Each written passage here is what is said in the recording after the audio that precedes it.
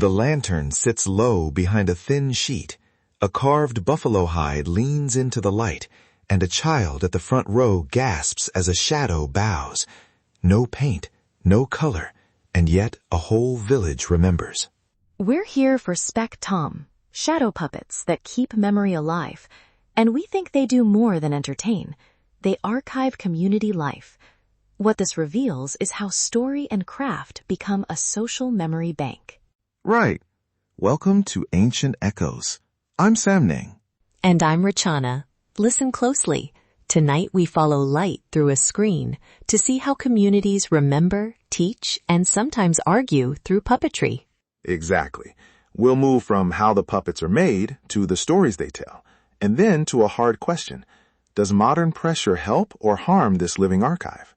Quick note, we'll use Khmer terms, sbek thom for the large buffalo hide figures, sbek touch for smaller ones, but we'll always explain what they mean and why the difference matters. Let's start with the scene again. Picture a low lamp, a sheet stretched on a bamboo frame, and a row of carved figures pressed close. The silhouettes float, sometimes solemn, sometimes absurd, and the crowd leans in. The layers matter: ritual, amusement, instruction. A single performance can be a funeral vigil one night and a harvest celebration the next. That versatility is part of why these shows endure. Okay, materials. Let's get technical for a moment. How technical? Give us the tactile bits. Buffalo hide first. It's cured, stretched, then beaten thin, almost paper-like. The carver uses awls and chisels to cut outlines and tiny perforations so light can pass. Those tiny holes let a face gleam faintly, or a jeweled chest catch a softer gray instead of pure black. So it's not paint or color doing the work. It's texture and thickness. The craft itself is a language. Technique communicates emotion. And the rods, wooden sticks attached to limbs, let a puppeteer whisper movement. A slight tilt suggests a nod. A quick flick becomes flight. The screen's distance from the lamp changes scale and drama. The musicians are part of that grammar too. Gamelan pulses or percussion mark beats. A vocalist will intone lines that tie music and narrative together. Right.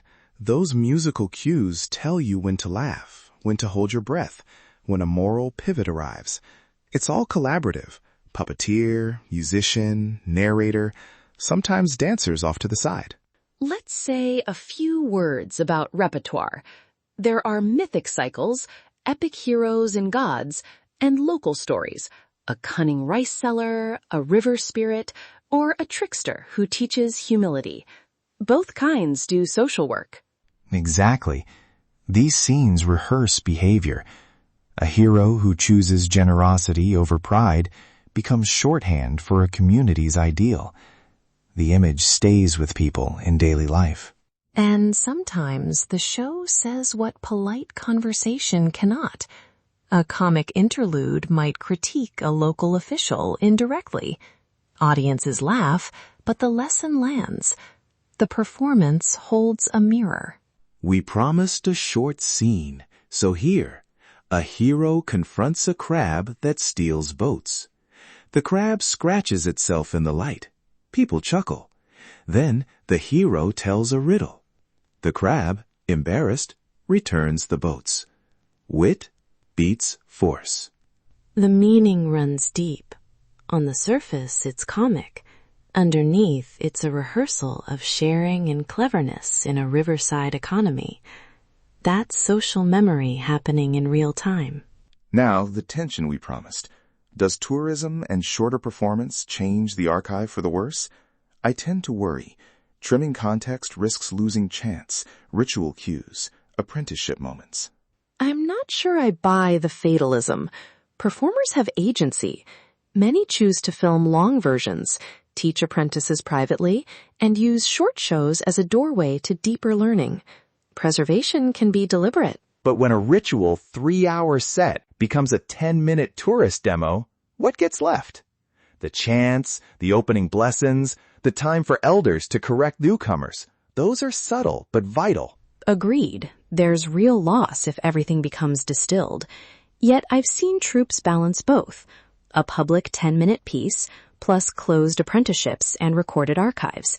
That keeps technique alive and reachable. So it's not as simple good or bad. The elders taught us adaptability matters. What we want is adaptation that respects craft and context. And livelihoods shape choices. When puppeteers can earn through workshops, teaching, or selling handcrafted panels, they're more likely to keep training the next generation. Supporting that economy matters culturally.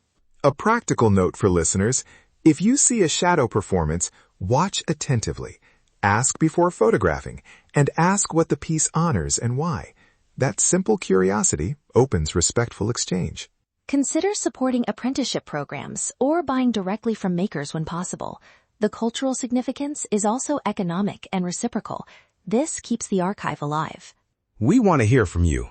Tag your photos with #AncientEchoes. Send questions, and if you like the scenes we described, visit my YouTube channel for close-up shots of panels and tools. Seeing the carvings helps the story click. To bring this back to our thesis, these shadows are archives. They store images, values, and choices communities return to when they ask, who are we and how should we act? The research tells us that's where continuity happens. So remember, craft matters, stories matter, and adaptation can protect or endanger continuity. It's up to communities and those who support them. That brings us to the end of this episode of Ancient Echoes. We hope these stories helped you see Cambodian history and culture in a deeper, more human way. The echoes of the past live on in people's voices, memories, and everyday lives. Thank you for listening and for making space for these stories. If this episode resonated with you, please follow Ancient Echoes on your favorite podcast app and share it with someone who might appreciate these conversations. You can also connect with us and share your own stories or questions at Ancient Echoes Pod and on my YouTube channel. We'd love to hear how these echoes sound in your life. Until next time, thank you for listening to Ancient Echoes. Let's unlock the echoes of history together.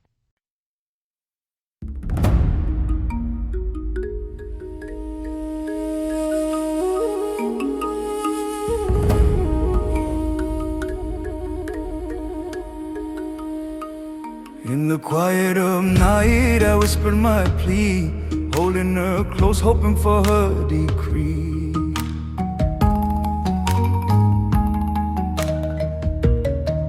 I called upon spirits, asked them to guide,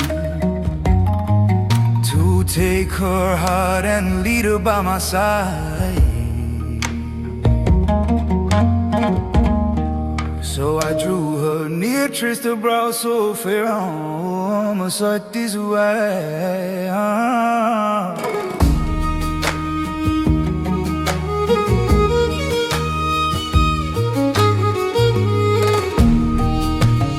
Warm, sacred power, Swahili, mighty spirit awakened. By the master's right, let her heart be gently taken. Let her follow me now by vow and by sign. Right here, these words, oh teacher, witness this plea. Oh, my sacred power, Swahili.